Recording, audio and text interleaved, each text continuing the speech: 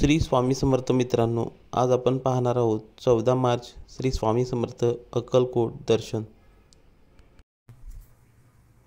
अवधूत चिंतन श्री गुरुदेव दत्त. श्री स्वामी समर्थ. स्वामी, तुम्हीच आमचा आधार आहे, तुम्हीच आमच्या सर्व शक्तींचा आधार आहे, तुम्हीच आमचे भगवंत आहे. स्वामी सांगतात, माणसाच्या मनात श्रद्धा असेल तरच त्याच्यावर आमची कृपादृष्टी कायम असते.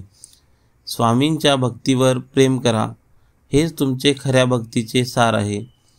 स्वामी म्हणतात, फक्त तुम्ही निस्वार्थ भावनेने काम करत राहा, चुकूनही फळाची चिंता करू नका, कारण देव वेळ आल्यावरच चांगल्या कर्माची फळ देत असतात. लोकांची सेवा करणे हाच सेवेकर्म धर्म आहे.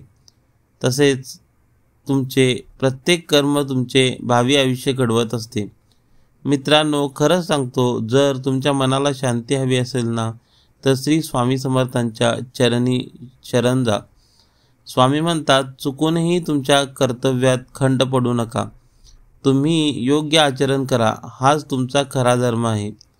स्वामी म्हणतात, भक्तांच्या सेवेतच स्वामींची खरी सेवा आहे. स्वामींच्या मते सर्वांनीच सद्गुणांच्या मार्गावर चालायला पाहिजे, कारण तेच लोक सदैव यशस्वी होत असतात. प्रत्येक सेवेकरी माणसाचा आनंद हा स्वामी सेवेतच आहे. स्वामी सांगतात, दूर करा तुमच्या मनातील वासना व लोभ, हेच तुमच्या दुःखाचे मूळ कारण आहे.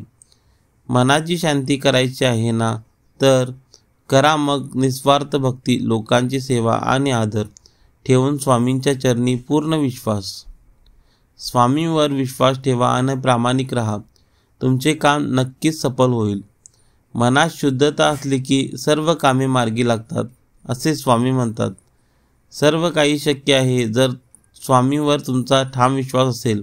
स्वामी कृपा सदा सर्वदा. स्वामींच्या कृपेने आणि मार्गदर्शनाने तुम्हाला सर्व अडचणींवर मात करण्याची शक्ती मिळते.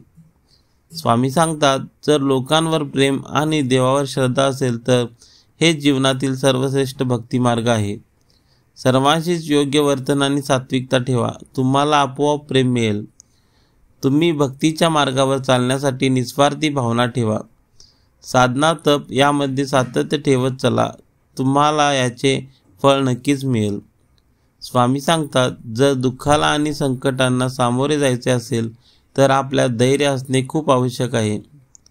108 मण्याचा माळेचा जप करताना मन भटकते, पण नोटाचे बंडल मोजताना मन जाग्यावर असते. किती विचार करण्यासारखा प्रश्न आहे ना. लक्षात ठेवा मित्रांनो, तुमचं मन स्वच्छ ठेवा. इथे हिशेब हा कमाईचा नाही तर कर्माचा होत असतो.